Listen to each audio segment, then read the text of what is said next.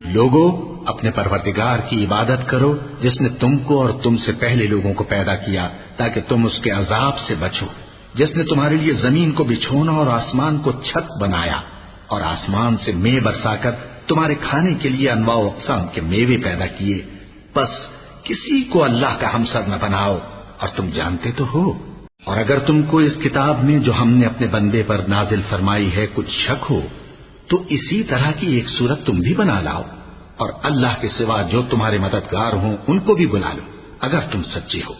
پھر اگر ایسا نہ کر سکو اور ہرگز نہیں کر سکو گے تو اس آگ سے ڈرو جس کا ایندھن آدمی اور پتھر ہوں گے اور جو کافروں کے لیے تیار کی گئی ہے۔ اور جو لوگ ایمان لائے اور نیک عمل کرتے رہے ان کو خوشخبری سنا دو کہ ان کے لیے نعمت کے باغ ہیں جن کے نیچے نہریں بہہ رہی ہیں،